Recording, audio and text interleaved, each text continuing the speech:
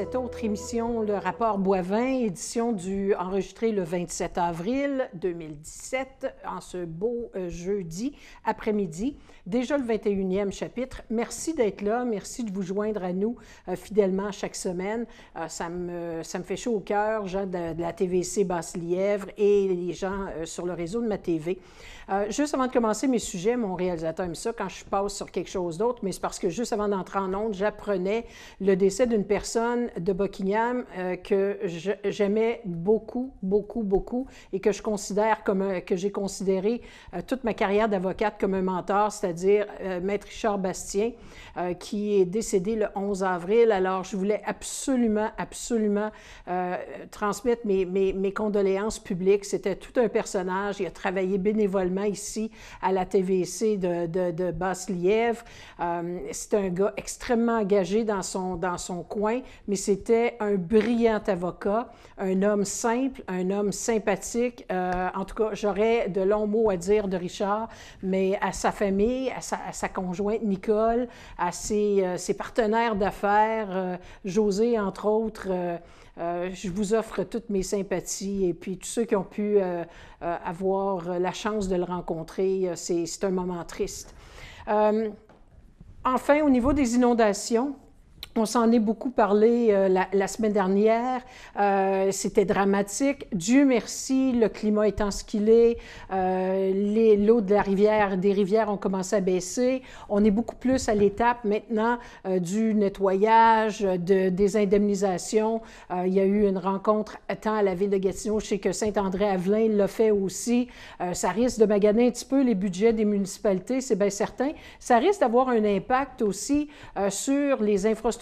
Les budgets d'infrastructure, on va en parler tantôt, des fois, les municipalités prévoient des choses, des plans, des beaux plans, mais la vie étant ce qu'elle est, les imprévus, ça force un changement d'attitude.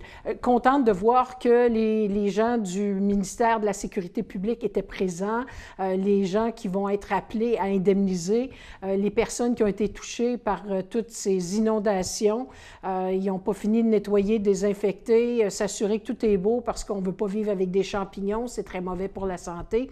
Alors, bonne chance tout le monde, puis en espérant que les affaires marchent rondement et que vous soyez compensés le plus possible, le plus près possible des vrais coûts que ces inondations auront occasionnés. Parlant d'infrastructure, on a eu une grosse déclaration cette semaine du conseiller Daniel Champagne à la ville de Gatineau. Daniel Champagne, qui est aussi président du conseil et qui trouvait que les élus étaient parfois déconnectés des réalités des citoyens en matière d'infrastructure. Outre le fait que, il faut réaliser qu'on est à quelques mois de la campagne électorale qui va conduire à l'élection en novembre du conseil municipal à venir. C'est un peu particulier comme déclaration. Ça démontre qu'il y a quand même, c'est pas nécessairement des points de vue qui sont toujours du même côté, à 100% du même côté. On va espérer que on va mettre de côté, on a entendu le conseiller Gilles Carpentier qui a parlé du fait que des fois on perd du temps au conseil municipal à parler de dossiers moins importants, comme le Burkina Faso, qui avait été faire des affaires avec eux, qui avait été apporté par la conseillère Sylvie Gonneau qui aspire à la mairie. Mais vous savez, des choix, hein, c'est dans les yeux de chaque personne. Pour moi, le sport, c'est important, la culture, c'est important. Pour un autre, le sport, c'est pas important pantoute. La culture, c'est comme si tu veux te payer un spectacle, paye-les de ta poche, puis que l'État subventionne le moins possible.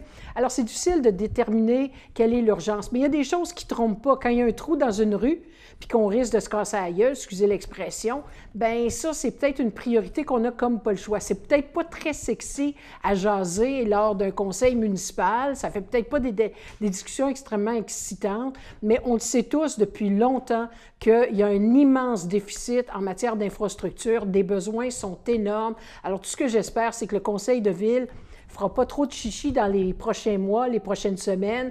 Ils ne joueront pas trop à des jeux politiques, malgré que c'est peut-être des vœux pieux de ma part, pour se positionner en matière d'infrastructure. Reste que nos impôts qu'on paye au municipal, c'est en grande partie pour se payer des infrastructures qui ont de l'allure, qui ne risquent pas de mettre notre vie en danger ou nos équipements, nos voitures, etc. Alors, je leur souhaite Je leur souhaite d'avoir de bonnes discussions productives. Il y a eu une campagne qui est annoncée contre le sextage par le service de police de la ville de Gatineau. Bravo. C'est une mauvaise et malheureuse habitude que les jeunes ont commencé depuis déjà quelques années. Il est temps qu'on s'adresse à ça, qu'on leur mette un peu de plomb dans la tête. Ça se fait pas, ça va vous suivre pour la vie. Il y a une espèce de nuage Internet là, qui existe. Même si tu effaces tes photos cochonnes, ils vont te rester quelque part. Alors, ça ne vaut pas la peine de risquer des jobs futurs, des problèmes d'emploi futurs, ou même d'avoir, tu sais, toute ta classe qui se fout de ta gueule parce qu'il y a une photo de toi en mini-jupe ou le gars dans une tenue un peu... alors, juste essayer de réfléchir un peu. Puis les parents, bien, c'est bon d'avoir des discussions avec les enfants pour les jeunes, pour peut-être leur faire voir ces côtés difficiles un peu à ce niveau-là. Et en terminant sur ce bloc-là, Gatineau qui a lancé sa campagne « Gatineau pour la vie ». Si vous avez une chance, allez voir la vidéo sur le site de la ville de Gatineau, ça vaut la peine. Si vous n'avez pas cette fierté d'être de l'Outaouais, d'être de Gatineau, je peux vous dire qu'en voyant cette vidéo d'à peu près 1 minute et quelques, ça vaut vraiment la peine. Bravo au service de communication de la ville de Gatineau qui a travaillé très fort à créer ce produit-là. On n'a même pas été à l'extérieur, on l'a fait à travers nos services. La madame est super contente parce que bien des fois, on sort à l'extérieur et puis le produit fini n'est jamais aussi bon que celui qui est vraiment connecté sur la réalité quotidienne et au niveau de l'environnement à cet égard.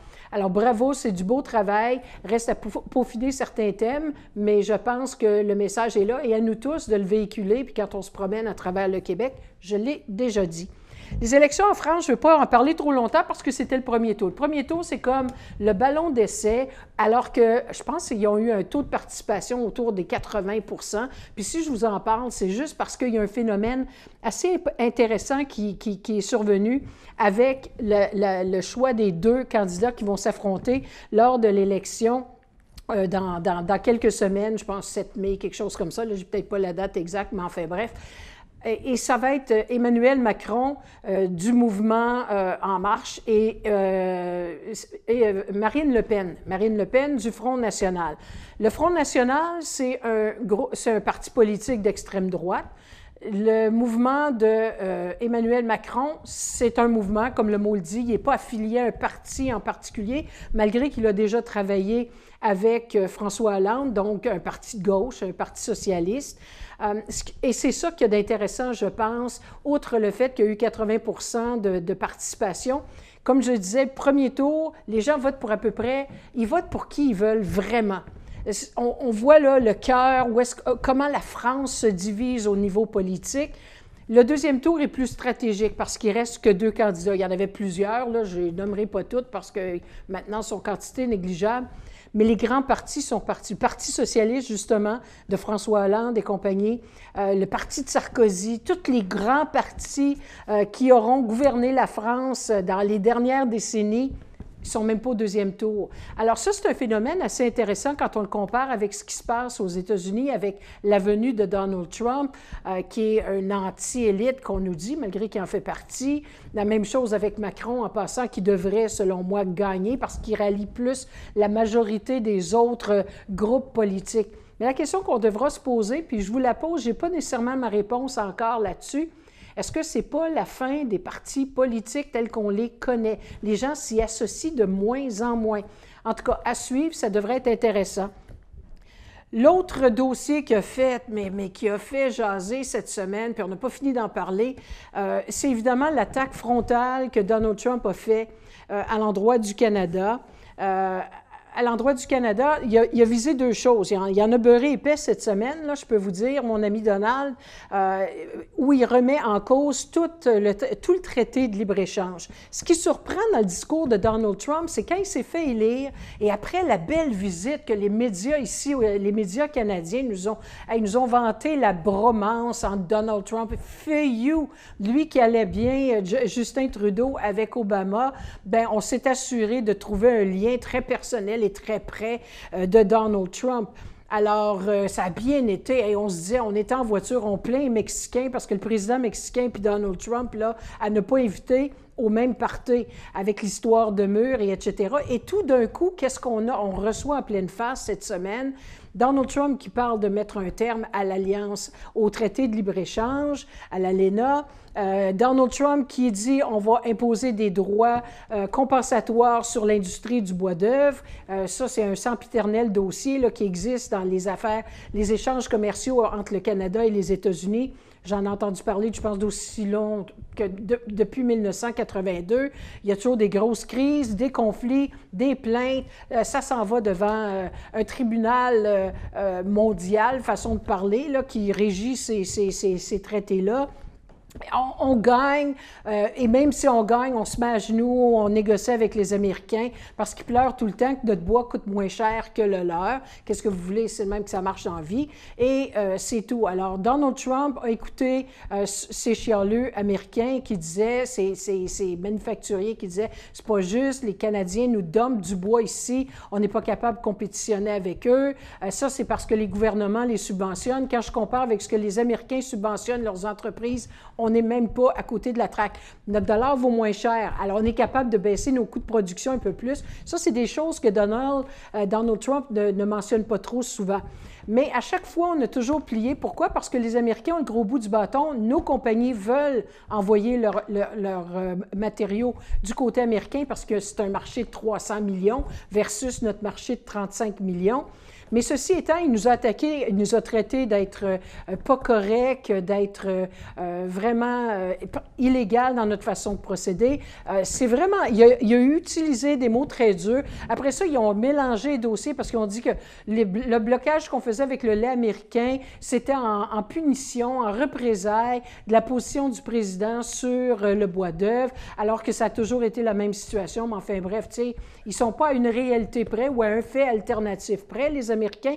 Et ce qui m'a surprise dans tout ça, malgré que je ne devrais pas dire surprise, c'est que le ton du premier ministre n'a pas changé. Il n'a pas parlé, il n'a pas répondu par la bouche de ses canons, comme plusieurs, moi entre autres, on aurait aimé l'entendre. Avoir une position ferme, que ce soit les Jean Chrétien, les Paul Martin, tous les premiers ministres avant, depuis le début de ces problématiques-là en matière de bois d'œuvre, ont toujours eu des positions très fermes et gagné l'appui de la population. Il y a la première ministre de la Colombie-Britannique, ils sont en campagne électorale, fait qu'il y a peut-être un peu de ça, Christy Clark, qui a dit, je pense que c'est mercredi de cette semaine, donc le 26, qui est allé dire « Moi, je suis prête à faire le charbon, là, oubliez ça, M. Trump, pas avec la Colombie-Britannique. » Moi, je pense qu'on a suffisamment de ressources et de choses que les Américains ont vraiment besoin.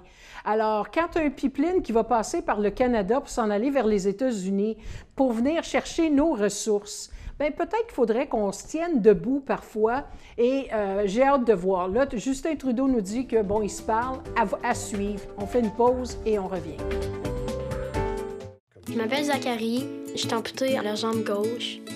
Ça, ici, c'est fait en quoi? Ça, c'est de la fibre de carbone. J'étais super contente d'avoir ma nouvelle prothèse. En plus, avec un pied spécial. Ma nouvelle prothèse, elle tourne mieux, puis ça va beaucoup mieux. Là, je me dis, ouais, je suis capable. J'aime déjà jouer au hockey, puis j'aime jouer avec mes amis, fait que les deux ensemble, c'est super amusant. L'association des aptitudes, ça m'aide beaucoup. Bonjour, ici Mathieu Daou. Chaque semaine, je vous propose une belle rencontre avec des personnalités d'ici, dans la région. Tribune locale, tous les mardis dès 17h30 à TVC Basse-Lièvre. Infomag, c'est un survol de votre actualité locale. Politique, culturelle, faits divers et sport. Mon nom est Mathieu Daou, je vous donne rendez-vous tous les mercredis dès 19h sur TVC Basse-Lièvre.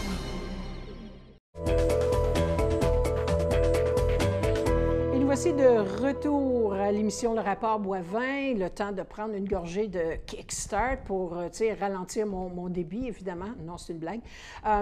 Juste avant d'embarquer sur mon prochain sujet, je voulais simplement dire une chose. Les gens disaient, pourquoi est-ce que Donald Trump nous attaque, nous, et pas quiconque d'autre au niveau économique présentement? Premièrement, parce qu'on est une cible facile, beaucoup plus facile à mon point de vue que le Mexique, parce que le président mexicain a vraiment pris, comme je le disais, une attitude très dure par rapport à Donald Trump là-dessus. Alors, j'ai comme l'impression, Donald Trump, en bon intimidateur, on appelle ça un bully, là, qu'il est, à mieux frapper sur des gens peut-être qui considèrent, lui, plus faible. Et un élément que j'oubliais de vous mentionner, c'est que selon un négociateur pour le gouvernement américain sous l'administration Obama, le Canada avait une entente qui était prête à être signée avec le gouvernement de Barack Obama. Et les négociateurs canadiens, le gouvernement Trudeau, savaient que Trump venait de gagner. Ils se sont dit, bon, ben voilà, je pense qu'on va avoir une meilleure entente avec Donald Trump. C'est un homme d'affaires. Alors, ils se sont fait jouer sur toute la ligne. Je changerais peut-être de négociateur, moi, M. Trudeau. Ceci étant, pendant ce temps-là, ben parlons d'influence. On va se parler d'un town hall. Un town hall, c'est une rencontre où les gens sont là. Le premier ministre fait poser des questions. Alors, Justin Trudeau, c'est une formule qu'il aime beaucoup. Et il en a fait une cette semaine dans le cadre d'une émission, vous connaissez peut-être le poste, c'est le réseau Vice, et c'était sur le cannabis. Et je ne veux pas embarquer dans tout le temps hall, parce que je n'ai pas assez de temps pour ça, mais à un moment donné, et ça fait beaucoup jaser, à une question qui lui était posée par une personne dans la salle qui disait, c'est ce que je dis souvent, c'est pas juste, on est pour légaliser, on a des tonnes de personnes, des centaines de milliers de personnes, jeunes, moins jeunes, parce qu'ils traînent ça depuis un certain temps, qui ont des casiers judiciaires pour des simples possessions de quantités négligeables. Est-ce que le gouvernement du Canada va faire quelque chose pour ça? Donner un pardon collectif, je ne le sais pas. Moi, j'ai l'impression que parce que ça risque de leur coûter cher au gouvernement, ils ont décidé que non. Alors là, au lieu de juste dire on regarde ça et ainsi de suite, il est allé donner un exemple. Belle méthode de communication, tu donnes un exemple personnel. Alors, il s'est mis à parler de son frère Michel, qui avait été arrêté par la police parce qu'il avait eu un accident. Ils ont trouvé une coupe de joints dans l'auto. Heureusement, papa Pierre-Éliott Trudeau, ex-premier ministre du Canada, a utilisé son réseau d'influence et a pu mettre ses ressources monétaires, etc., pour que son frère Michel s'en sorte indemne. Et il s'est considéré très chanceux, puis c'est quand même pas le fun que c'est... J'ai trouvé ça épouvantable. Ça veut dire qu'un premier ministre du Canada ou ex-premier ministre, l'histoire ne nous dit pas à quelle date précise ça a été fait, a utilisé un réseau d'influence pour faire baisser une sentence ou ne pas en avoir une ou pas avoir de poursuite contre la personne. Il y a quelque chose qui ne fit pas dans ma tête avec cette histoire-là. C'est peut-être là son manque d'expérience. Il aurait pu simplement dire, oui, on va regarder ça. C'est ça son message qu'il veut passer. Regardez-le, mais de grâce, pas deux poids, deux mesures au Canada. Puis pas qu'à partir de 2018, ça va être légal, mais tous ceux qui l'ont fait avant, c'est illégal. Il y a quelque chose qui ne fit pas non plus là-dedans. Parlant d'influence, à Québec, ça a explosé cette semaine comme ça ne se peut pas. Et doivent-tu être tristes que les Canadiens de Montréal ont perdu leur série la fin de semaine passée pour la simple et bonne raison qu'il ne reste plus grand-chose à se mettre sous le nez. Nous, ici, dans la région, on est super contents parce qu'on a encore les sénateurs d'Ottawa. D'ailleurs, go Sens go pour ce soir, et pour toute la série. Mais là, ça veut dire que les regards retournent à Québec, retournent à l'Assemblée nationale, parce qu'après le hockey, notre deuxième sport national, c'est de taper sa tête des politiciens, les politiciens qui se tapent mutuellement sur la tête. Alors, plusieurs nouvelles sont sorties de Québec cette semaine qui font beaucoup jaser. Il y a eu toute cette histoire sortie dans le Journal de Montréal et TVA concernant le fait que Jean Charest, l'ancien premier ministre du Québec, du Parti libéral du Québec, et Marc Bibeau, le grand argentier du parti, étaient sous enquête jusqu'en 2016 par l'UPAC. Ils ont sorti des documents. Comment ils ont mis la main sur ces documents-là? Ça veut dire qu'il y a du coulage.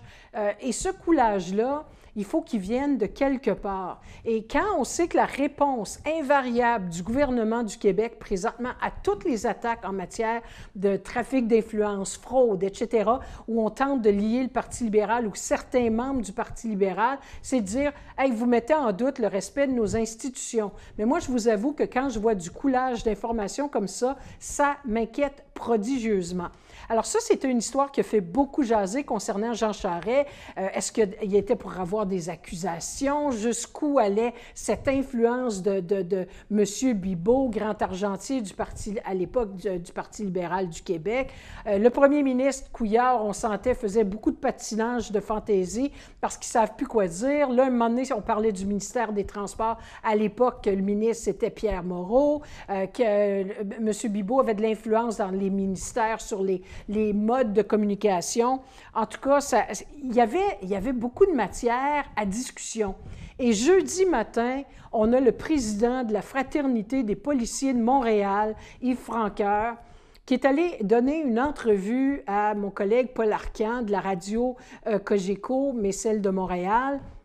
Et lui a dit la chose suivante. Il y a 2 députés. Il était très clair, là. Il n'a pas dit peut-être que c'est des députés. Non, non. Il y a 2 députés, un ancien et un actuel qui siègent encore, avec de la filature, de l'écoute électronique. On parle de fraude, on parle de trafic d'influence. C'est grave, c'est sérieux ce qu'on entend là. Et selon M. Francoeur, président de la Fraternité des policiers de Montréal, d'après lui, il y a une espèce de licence au Parti libéral qui fait en sorte qu'ils s'en sortent et on hésite beaucoup à déposer des plaintes. Ça met en doute la crédibilité du directeur des poursuites pénales au Québec, criminelles et pénales. Ça met des doutes sérieux sur le gouvernement. Ça ne nous dit pas qui sont les coupables qui étaient visés. J'ai horreur de ce genre de déclaration-là parce que ça dit beaucoup et ça dit rien. Ça dit beaucoup parce que ça laisse supposer des choses extrêmement graves qui, si elles sont avérées, sont passibles qu'on les faut rapporte immédiatement. Si ce n'est pas vrai, il y a un problème en quelque part. Est-ce qu'il n'y avait pas suffisamment de preuves? Est-ce que c'est parce que M. Francoeur est en maudit après le gouvernement parce qu'on était pour sortir un décret le même jour concernant leurs pantalons de camouflage que les maires détestent donc à travers le Québec et le gouvernement du Québec aussi? Pauvres policiers, moi je vous le dis, moi, je n'ai pas de problème avec ça. Vous pouvez en avoir, vous autres, c'est votre droit le plus strict.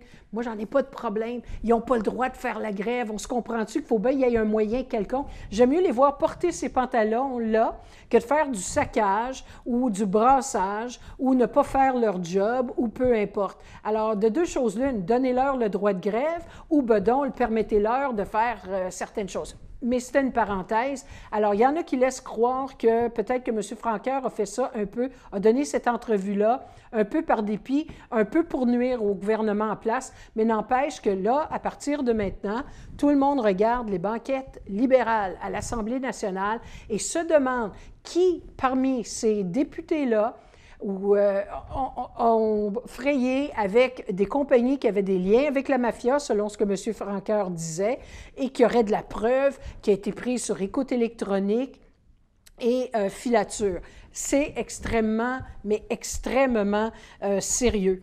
Et rien que pour rajouter la cerise sur le gâteau ou le gâteau en dessous de la cerise, comme dirait mon ami Richard Labelle au 104.7 FM, Sam Hamad, le Sam Hamad que tout le monde connaît maintenant, qui avait été pointé du doigt par le commissaire à l'éthique à l'Assemblée nationale pour ses liens, puis certains échanges dans des dossiers avec Marc-Yvan Côté, celui qui est persona non grata, qu'on met de côté, puis qu'il ne faut pas que le Parti libéral, quiconque dans le parti touche, qui mettait en doute l'honnêteté de Sam Hamad, mais qui le commissaire n'a pas retenu, a dit qu'il avait été imprudent, mais depuis ce temps-là, il a perdu son ministère et avec un remaniement qui semble être imminent, on nous dit que tout de suite à la fin de la session en juin, le premier ministre puis sa presse, d'après moi, sa presse, parce que là, ça va trop mal. Il faut qu'il rentre du sang neuf, il faut qu'il sorte certains éléments de son cabinet parce qu'ils vont trouver l'année qui vient très pénible avant la prochaine campagne électorale. Alors, on nous dit que Philippe Couillard devrait avoir un remaniement ministériel. Et ça, Sam Hamad savait qu'il n'était pas, mais absolument pas, dans les plans du premier ministre. Certains faisaient même des liens avec l'histoire du président de la Fraternité des policiers entre Sam Hamad et est-ce qu'il serait le député en question. Il n'y a absolument rien dans le dossier qui nous laisse croire. Mais c'est ça la problématique que je vous mentionnais. C'est que là, on regarde tout le monde et on se dit « Hey, ça pourrait-tu être cette personne-là qui faisait des affaires avec des groupes immobiliers? » Enfin bref, c'est pas beau. Et évidemment que les partis d'opposition s'en donnent à cœur joie, mais attention de ne pas pousser ça à une telle limite. Il me semble qu'il faut donner la chance à la justice de jouer son rôle. Sinon, on n'a plus de police, on n'a plus d'enquête, on n'a plus de cours de justice parce que tout est tout croche. Alors, c'est à suivre. Gardez vos oreilles ouvertes, mais attendez avant de conclure d'avoir les faits entre les mains pour être en mesure de parler en connaissance de cause. Et on verra bien ce qui se passe, mais je pense que il va y avoir des suites assez sérieuses à tout ça. Les petites vites de la fin, parce qu'il me reste à peine 2 minutes, je voulais quand même vous mentionner, parce que je vous en ai parlé souvent de l'arrêt Jordan, c'est important la justice. Le Québec s'est retrouvé devant la Cour suprême du Canada cette semaine dans une autre cause, un dénommé Cody de Terre-Neuve, je pense, en tout cas, peu importe, qui est accusé de trafic de drogue, en tout cas des grosses affaires, qui a été, on l'a laissé, on l'a acquitté pour la simple et bonne raison que les délais étaient déraisonnables. L'arrêt Jordan qui est rentré en ligne de cause ça a été porté en appel. Et Dieu merci, la Cour suprême du Canada rendra une décision dans l'affaire Cody. Alors, on parlera peut-être plus de Jordan dans peu de temps, on parlera peut-être de l'affaire Cody. Ils ont été très réceptifs aux arguments du Québec, le nombre de dossiers laissés en suspens ou qui sont tout simplement rejetés pour la raison que je mentionnais, que les délais sont déraisonnables. Alors, le juge Wagner, qui d'habitude rend ce type de décision-là au nom de la Cour, parce que c'est sa spécialité, le droit criminel, avait de l'air très réceptif, a compris que c'est peut-être toute la question de l'administration de la justice puis le respect du public envers ces institutions de justice qui était en jeu. Alors, on va voir s'ils reviennent un peu là-dessus. Puis, un petit mot en terminant sur le fameux O'Leary. Ça vous dit peut-être rien, mais Kevin O'Leary, c'était ce candidat. Vous savez, dans l'œil du dragon, là, ils ont l'équivalent en anglais. Alors lui, ça a été longtemps un des dragons, un personnage qui se targuait d'être un peu comme Donald Trump. Il essayait de l'imiter, il essayait de laisser croire à la population qu'il était le Trump du Canada. À la veille du début du vote pour le leadership conservateur pour remplacer Stephen Harper, Kevin O'Leary annonce son retrait. Il dit que c'est parce qu'il ne connaît pas le français. Moi, je pense parce qu'il savait qu'il était pour perdre la face, qu'il n'était pas pour gagner. Ce type d'individu ne veut pas avoir l'image d'un perdant. Dans ce contexte-là, il a dit qu'il donnait son appui à Maxime. Pauvre Maxime ne serait pas tenu à côté de cet énergumène-là. À la semaine prochaine.